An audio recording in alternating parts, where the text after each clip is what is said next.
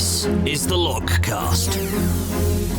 Advice, thoughts, and inspiration for these uncertain times. Rob Pickering is the owner of Action Coach Reading, and he's offering lots of fantastic advice to anybody who wants it regarding their business or how to move forward. You can follow Rob on social media. I've got all the links in the video. They're contained therein. You can go to his website, reading.actioncoach.co.uk. So, Rob, you yourself, during this crazy period, how have you been keeping yourself busy, first of all? It's certainly not been difficult keeping myself busy. I think a lot of other people have kept myself busy. So fortunately, a lot of people have been spreading around the little link to have an opportunity of a 30-minute or 1 hour call with me. And we've been basically just helping any business out there that wants to have a conversation and see how we can help them get through the whole situation at the moment. And is there any particular case study that you can maybe sort of talk about where you've spoken with a client and you've really helped them sort of change the way they're doing business? Yeah, I think immediately the one that springs to mind at the moment, we're seeing a lot of businesses that are using this common phrase of pivoting now. They've done this pivot and they had a very much offline business.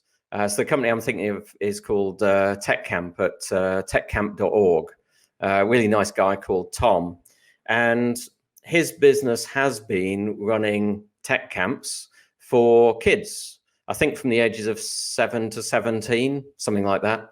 And he runs these tech camps at Easter and then through the summer breaks. In the summer, there's lots of them, one after another, and they're residential. And as we're coming up to this whole sort of threat of lockdown, I was talking to him and he was saying, well, this is looking really pretty bleak, because if we go into lockdown, then all of the Easter camps are going to be cancelled. And that means refunds to all of the parents for those. And then we've got to make all of our money for the year just in the summer. Of course, we look at that now and say, wouldn't it have been great if we actually did think we could run those camps in the summer? But basically his entire business is gone. And we had talked previously about opportunities for what he could do online, but what he does is a little bit different than some other things. That some of his courses are things like building a robot and getting kids to drive the robots around at the end of the week, or build and fly little drones. So quite hands-on stuff that's always been done on the camp. And literally from a conversation where we realized this was going into lockdown to literally 2 weeks later, he's got his entire business online with tutors lined up, Zoom accounts lined up, new course material written and tested. 2 weeks and the course is there, and straight after that people are booking. So that he's run now a week of the courses and they've all been very popular and got lots of bookings. So fantastic. Check it out. Bored kids, it's a great thing to have a look at. So really good example. Very proud of him. And something like that, where you've literally been doing things a certain way and you become used to doing it that way, to sort of go in a completely different direction like that takes some confidence, I'm guessing, as well, doesn't it? It takes the need more than anything else. A lot of people right now, they have changed their businesses and gone online, despite the fact that only a few weeks ago, they absolutely knew with total certainty that it absolutely wasn't possible. And that when you remove that opportunity for a choice and you just say, well, we have to do it, we've got no choice, then it happens. I was talking to someone earlier saying about how they'd always resisted having staff work from home. They always had this very strong belief that no, people need to be in the office. It's a very kind of social setting. We need to be able to easily hold meetings straight away and all this kind of stuff. And how would I know if they were actually working at home? And this company's done 120% of target last month, whilst all of the staff are working from home. So he was saying, he said, I'm a bit worried now that it's going to be pretty hard convincing everyone that they have to come back to the office. Yeah, but what's the problem with that? It's a new way. Business unusual. That's where we are. For businesses that have essentially seen their, I don't know what the word you would use for it is, I suppose their point of operation when they see everything completely stop, and there have been one or two companies that I've seen about that have sort of talked about how everything's just been taken away from them. What should they be doing now to try and get back some positivity? The key overall, both for staff and for the business owners, is having some structure. See, right now I'm finding increasingly I'm hearing, what are we, 3 weeks in at this point, or just over, that people are saying, oh, I've even lost track of what day it is. And that's really not a healthy situation. People kind of laugh it off, but it's really not healthy. That as human beings and around motivation and everything, we kind of need some structure. We need to feel a purpose. We need to feel that we're achieving something, and we've got to have some brightness of future of what's coming, and to see all that. And the structure keeps us focused.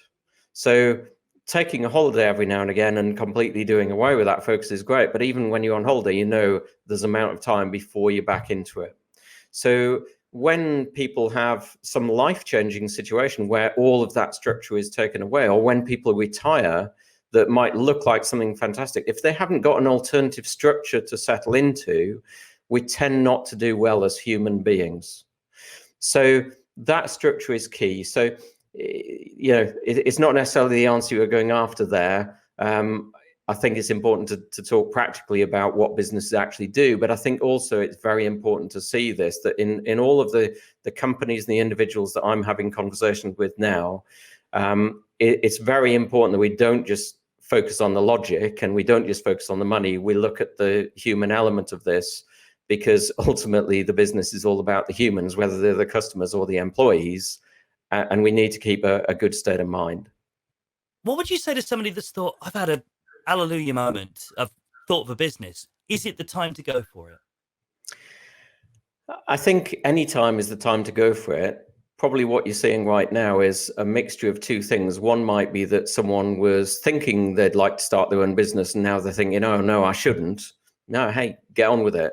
The thing is, whenever it is you're thinking of starting your own business, the key to it is having a plan and having financial forecasts sorted out. Because if you've got a step-by-step plan of the actions to take, and you're clear on what the market is, you're clear on what the need is, you're clear on how the pricing works, and that it all adds up to a profitable business, then it's likely to work.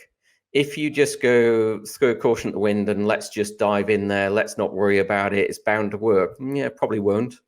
That's the dangerous thing. So whether it's now or any other time, I think now is absolutely fine to be launching a business, but it depends what business. Is it now a good time to open that restaurant you've always wanted to?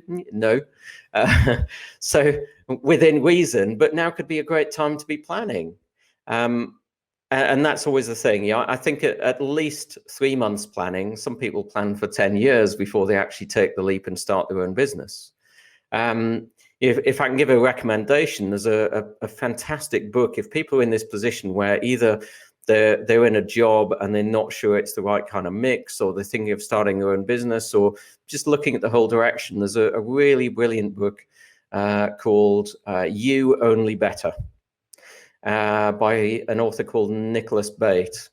Funny little story, Nicholas Bate actually was a guy who ran the first management training I was ever on, probably about 10 minutes after I'd been mismanaging people. And it was a defining moment for me when on day 2 of that course, I was sitting there listening to him and realized, you know what, I'd rather be standing there teaching this than sitting here in IT as I was at the time. So yeah, Nicholas Bate, love his material, but that particular book, You Only Better, is really good for, it's a practical guide for step-by-step of looking at what is it you enjoy, what do you not enjoy, what are you good at? But sometimes what you're good at is not necessarily what you enjoy as well. Some people have skills. It's like, I'm really good with Excel sheets. Please don't give me a job where I just sit and deal with Excel sheets all day. So having skills at something doesn't necessarily mean it's what your passion is and what you should be doing. So analyzing it in that way is good, but either way, look at the plans, put good plans in place. And if anyone needs help with that, we always have good templates and good processes that we're happy to share with anyone. Let's get a bit emotional for a second, Rob. We're all friends here. It's the first time anyone said that. Hopefully not the last. A lot of people, I think, obviously you are our very first guest on this podcast, and it was very soon after the lockdown was announced. Yeah. Actually, I think maybe a few days, and Yeah. some of the advice that you were giving on that tutorial that you published. A lot of people took comfort from it because it's like, wow, there's somebody here being really positive and talking in a very practical way about how to handle this situation. So I'm going to ask you now, with hindsight in mind of where we are now, where we've come, is it going to be okay, Rob? Are we going to get through this? Of course. In fact, I am absolutely convinced that people will be better off and businesses will be better off. The whole situation is not going to go back to as it was. If I go back a few weeks ago, before lockdown started and before we even realized that it was coming, there were a whole bunch of things wrong in the world, as there always are and probably always will be. But some of the things that I think we've all seen change and will now stick is people have pulled together a lot more. There's so many people offering whatever they can do, whatever they can contribute, and helping others.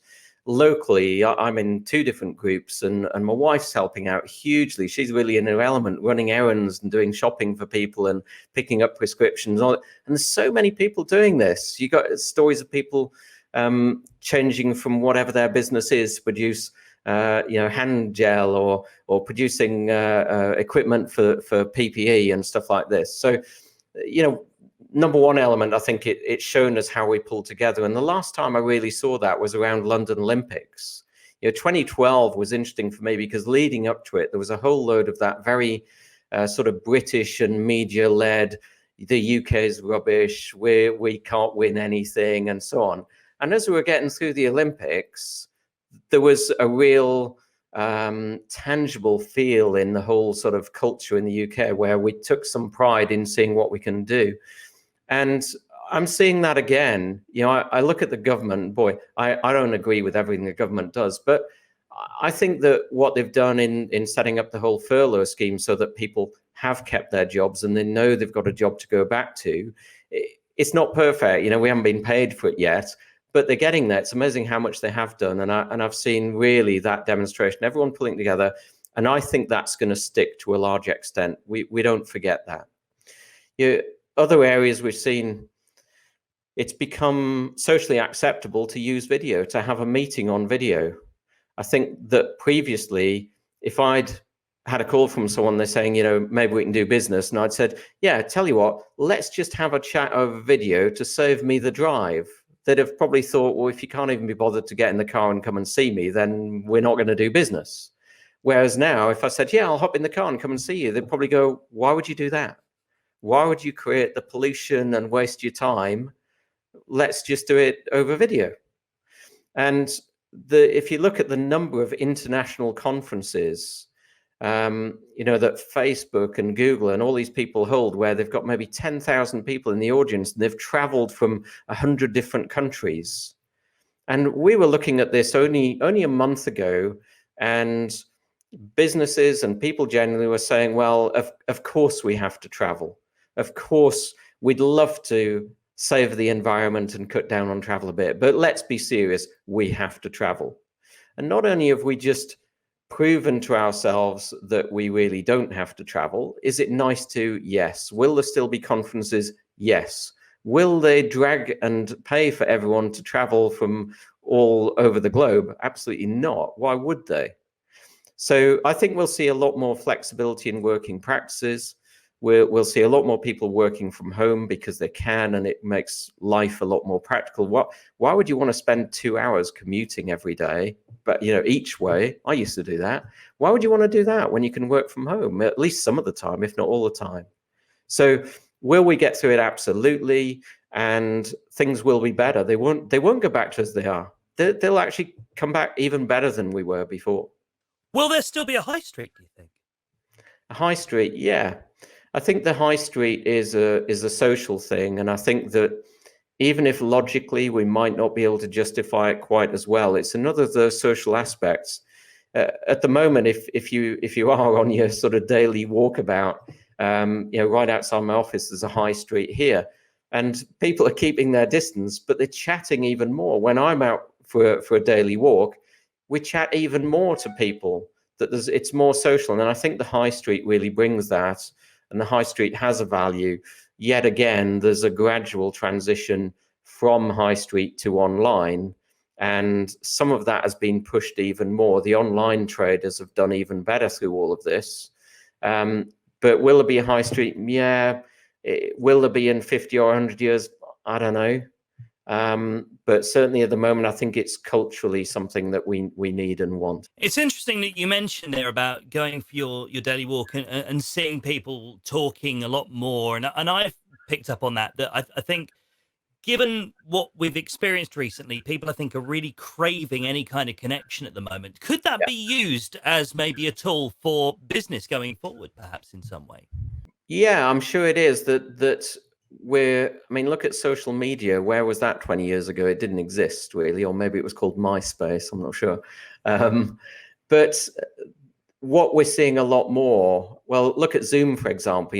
Amazingly, they've gone from, what did they say, 10 million users in December 2019 to they had over 230 million on at the point they were having a few issues the other day. But how amazing they've managed to scale like that. And Zoom has become a verb. I'll Zoom you later. And other software as well. But it's become totally socially acceptable. So now it's easier to be social. That I've worked online and spoken to clients over video for many years and always found that to be quite normal. But my colleagues would often tell me that, neither they nor their clients would like to work over that. We prefer to get together for a meeting. So I do think that there is that social connection, but actually we've also at the same time made it easier to do that over social media. More people are using Facebook. I'm seeing more people doing Facebook Live or Twitter Live or any of those live methods. Even people who before, if you'd asked them to do a 2-minute video of themselves, they'd have said, oh, I hate seeing myself on video and whatever. Now they're just doing it like, it's just normal. So it's another situation in which normal before is it's a totally different normal now. It's perfectly normal to want to broadcast yourself and your household with the kids running riot behind to the world, and that it's okay. So yeah, more social, but I think it'll be more social digital, not necessarily social face to face as much as before. Obviously, you're a very inspiring gentleman, Rob, and a lot of people are going to be listening to this and watching this, and they're going to be really sort of drawn to the kind of the wisdom and the positivity that you're bringing. What would be the one piece of advice you would give to any business owner right now who's absolutely panicking in some way and is hanging on your every word? What would be the one thing you'd like to give them with the platform? No pressure. No pressure. Always the same. Look, a step-by-step process. A lot of the calls I'm having, because I've thrown it open to people to just give me a 30-minute call. Doesn't matter who they are, what they're doing. I'll do a 30-minute call for free. Because I know at the end of that, people say it's made a difference and they know what they're doing. So it's often the same pattern. So the pattern is in any business, wherever you've been, you had the normal before, it's now a different normal.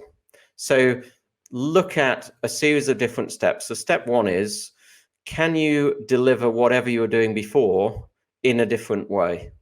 So the example with Tom at Tech Camp, he's delivering tech for kids, learning how to do stuff technical, and they were going to a camp and doing this and all working together. Now they're doing it online. So he's delivering the same as he was before, but delivering it in a different way. So number one, can you do that with your business? Number two, can you deliver what you were doing before, whether it's the same way or a different way, to a different audience? Who is it? Joe Wicks. He's got a massive new audience now because there's loads of kids at home.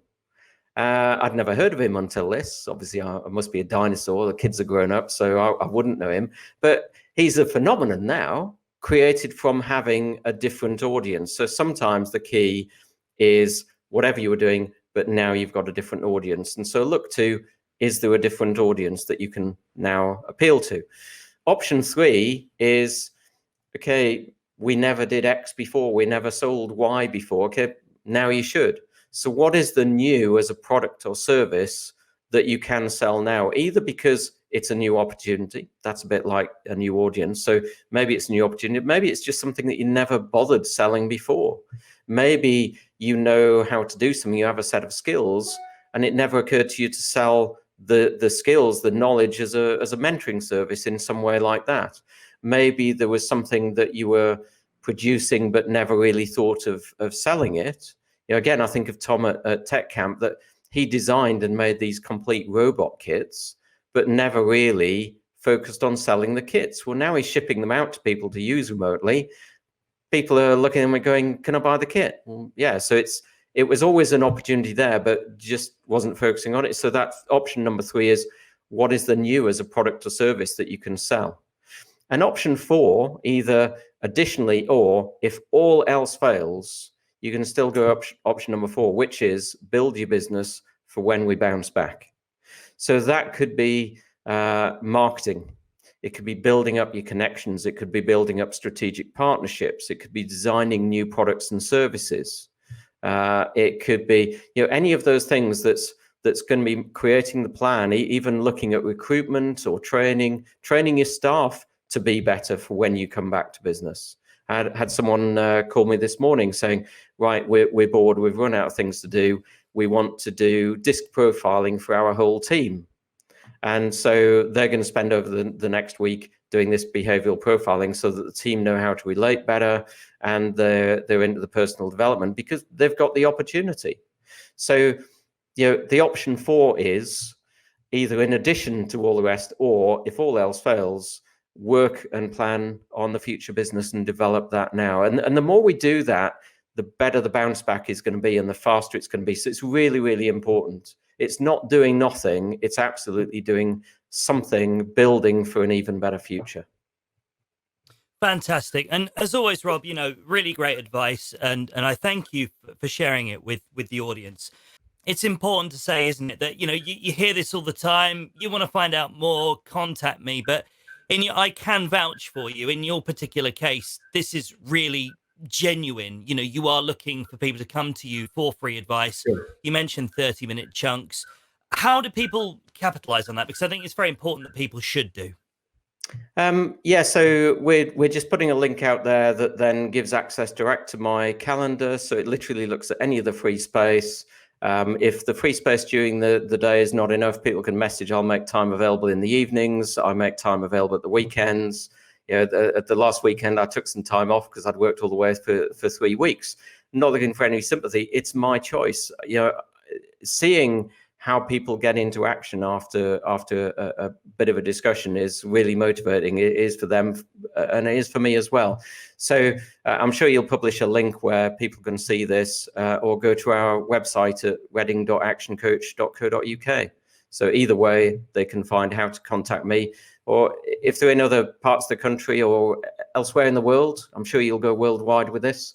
Then there are other business coaches and people like me all around the world. So just reach out and ask for some help. People are often reluctant to ask for help. Now is a great time to go and get it. Absolutely. And please do. If you're watching or listening to this, then please do get in touch with Rob, because he really does, as he's proven, he really does know what he's talking about. Rob, once again, thank you so much, my friend, for joining us on the Lockcast. Thank you. Do you have a podcast, but when you listen to it, you're capable of so much better? Stop dreaming and start doing. Hi, I'm Neil from Podnose Productions, and I've been in the business of audio for nearly 30 years. I've been a successful radio morning show DJ, and I've produced professional podcasts for entrepreneurs and radio stations with unbelievable results. Let me help you, and never again will you listen to someone else's high-quality podcast and think to yourself, I wish my show sounded like that. Your show will sound better. What are you waiting for? With quick turnaround and reasonable pricing, you can't beat a professionally produced podcast from Podnose Productions.